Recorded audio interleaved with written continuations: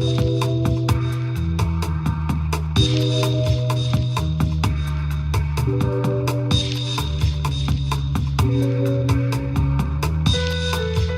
I'm Morgan Pehme, Editor-in-Chief of City and State, and this is Last Look. Today, our guest is former Bronx Borough President and current mayoral candidate, Adolfo Carrion. Adolfo, thank you so much for joining us today. Thanks, Morgan. Great to be here.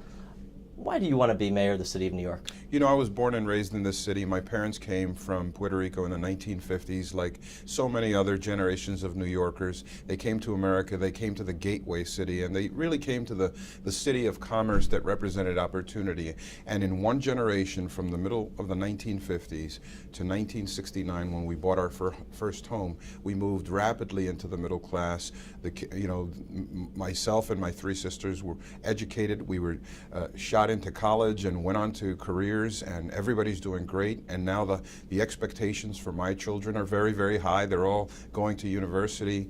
They're going to be great participants in this economy, and they're going to contribute greatly to society. That city gave me so much. I have to give back to it, and I have to make sure that it continues to be that city of opportunity. I'm worried about it. I'm worried about a couple of things. I'm worried about the growing gap between the rich and poor, the shrinking middle class. I'm worried about a school system that worked for me and is now failing so many New York kids and families.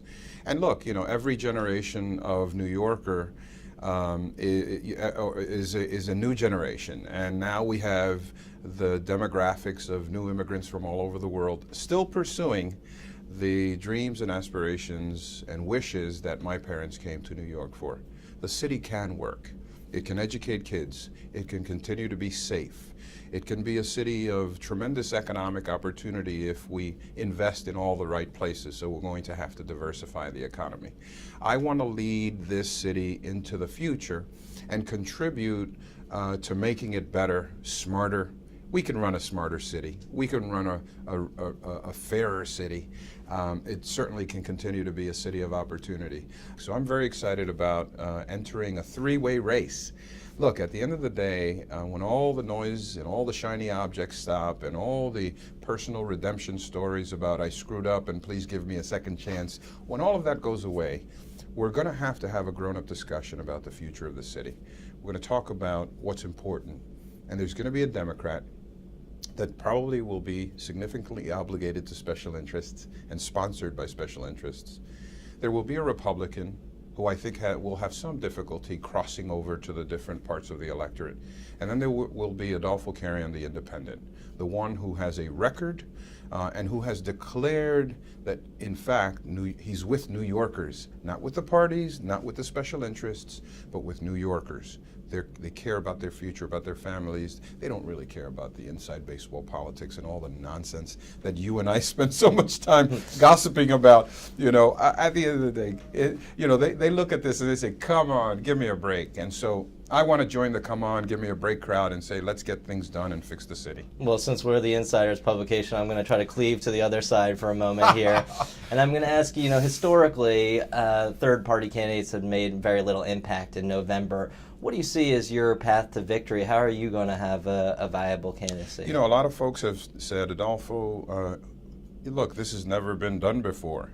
And I look forward and I see it as an invitation for a good discussion and an opportunity to succeed. That's the American spirit. The American spirit is, show me something that's never been done before, and let's roll up our sleeves and get it done.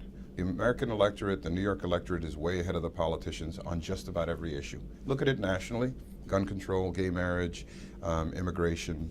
The folks out there, 80–90% of the electorate is saying sensible gun legislation. Let's fix the schools. Let's fix immigration. You know, we don't really care about people's personal choices about who they love and want to marry and want to spend their lives with. Give them the legal supports that they need to make it happen.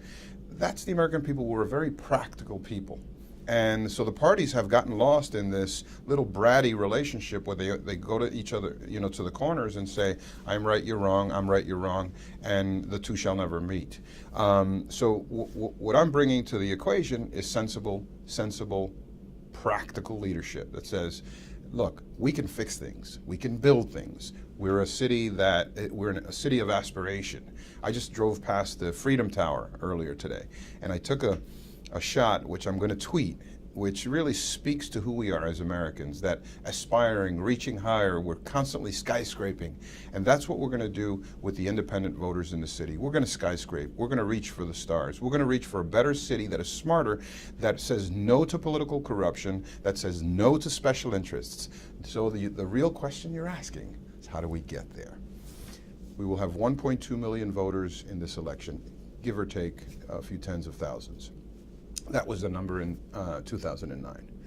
The next mayor in a three-way race gets elected with about 400,000 votes. You can change the water level based on who the candidates are. At the end of the day, that's just about, you know, the frame.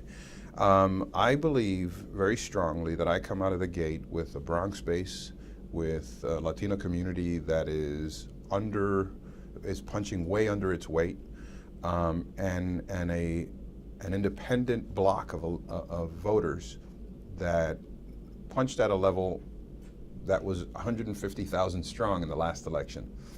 So if I come out of the gate with about 250,000, 300,000 votes, I'm within shot of finding 100, 150,000 voters out there who agree with this independent notion. Now guess what? For the last 5 elections, that's what they've said.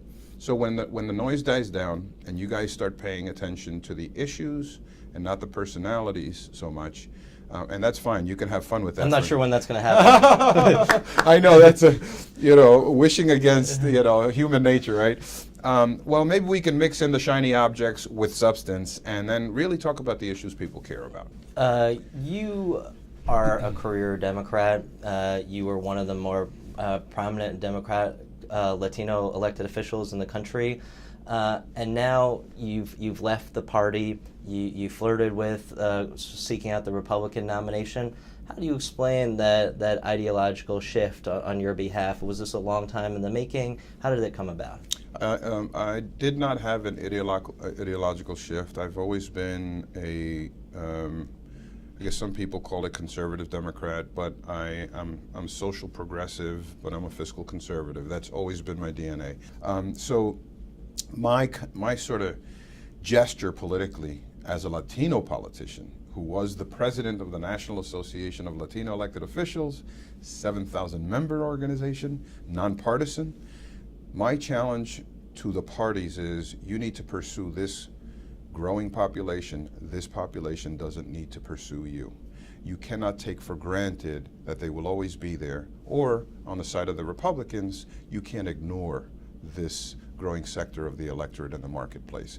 Now what that does is, as a leader and as a voice, I'm challenging my community to be more critical and more thoughtful about who they elect and the rhetoric they buy.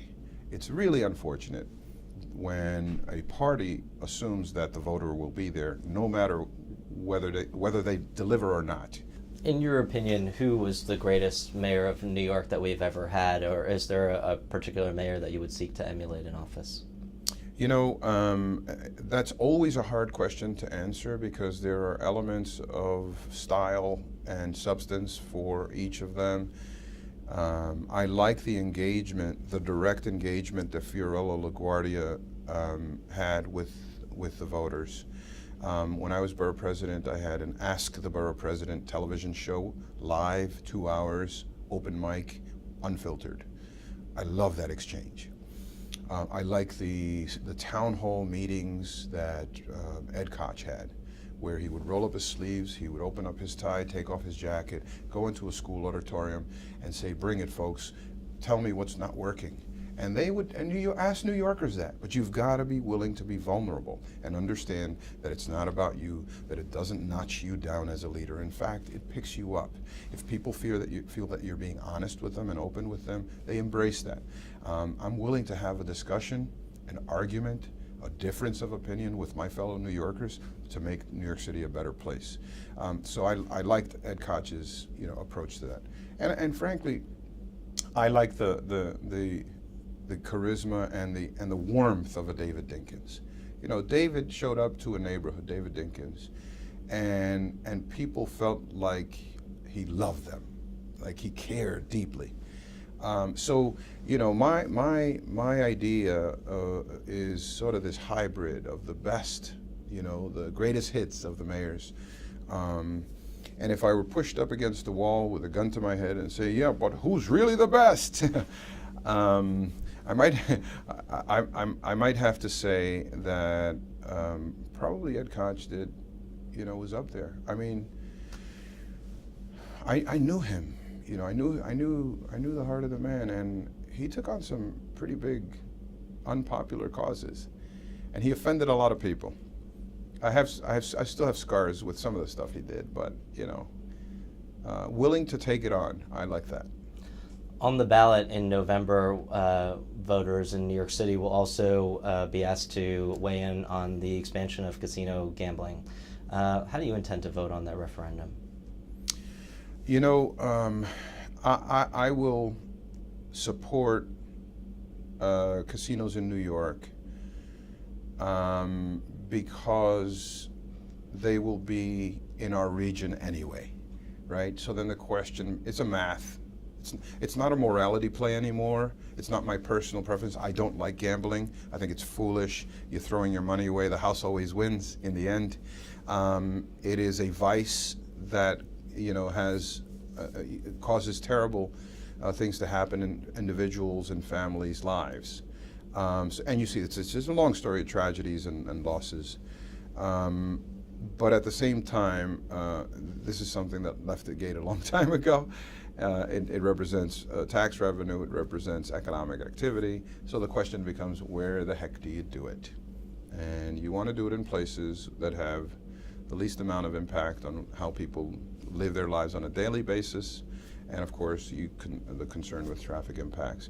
But I think it would be idealistic to fight this. I think it's a fait accompli. Adolfo Carrion, thank you so much for joining us. Thank you, Morgan. And that's it for this episode of Last Look. For more videos, please visit our website, cityandstateny.com.